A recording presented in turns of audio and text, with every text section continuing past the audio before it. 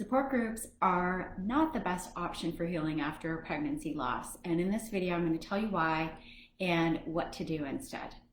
My name is Sherry Johnson, and I'm the creator of the Journey to Joy After Miscarriage program and the Love and Loss podcast. There are dozens of support groups. You can find one for just about anything out there these days. If you do a search on Facebook for pregnancy loss, you will find dozens of them just on that topic. I myself joined a Facebook group after my 3 miscarriages, and it was a pretty big group actually. And this particular group had administrators, obviously, it has several, but there's no specific leader. The posts and the commentary are entirely member driven. And let me tell you what I often see in that group. A woman shares her story, for example, or an emotion she's feeling, and the comments kind of go like this. Oh, I felt that way too. Or, you are not alone. And sometimes, oh honey, you shouldn't feel that way. When you share your story with someone who understands, it does feel like you're no longer alone. When someone relates to you in that way, you feel a sense of comfort. So I completely understand why you would join a group like this and why you would initially feel like you've been comforted. I did the same thing. And feeling like you're not alone can definitely be comforting. But does it help you actually work through your emotions? Unfortunately, no. It can actually even hinder your healing and can stall your pain. You see, looking for support from women who are in the same boat as you is a little bit like asking someone who has the flu to take care of you when you also have the flu. They are so wrapped up in their own pain to truly be able to support you or to take care of you. They're really pouring from an empty cup. And this is how you can tell if someone is actually still in the same boat as you. First of all, let's say you share some frustration in a post.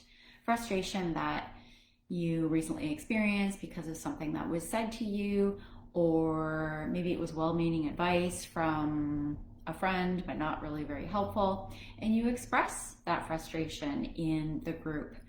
And you get a response like maybe someone shares a similar story, or they express a similar feeling, so they vent right along with you.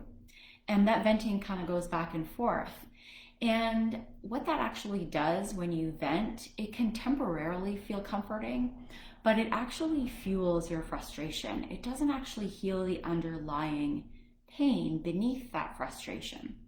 So that's the first example. Second example, you share that you're feeling guilty about your pregnancy loss. You somehow feel like maybe you had something to do with it, or you could have prevented it.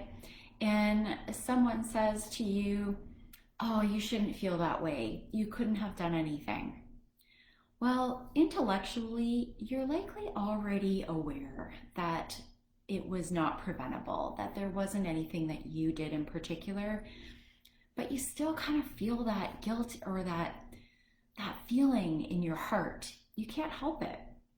You can't help what you feel. So what happens when someone expresses the oh, you shouldn't feel that way, they're not validating your emotion or your pain. And in fact, they can't do that because they're in that same pain themselves, and validating yours requires them to sit with you in your pain. And they can't do that when they're in too much pain themselves. They're, again, pouring from an empty cup. So it's totally fine to join support groups and engage in these types of interactions, but be aware that it's not really healing you, and you can actually prevent your healing if it's keeping you stuck in that emotion. What might be more helpful is to find someone who both understands how you feel, but has also healed herself, which puts her in a position to support you wholeheartedly. And this is someone who no longer has the flu, so to speak. So she can take care of you when you're still in yours.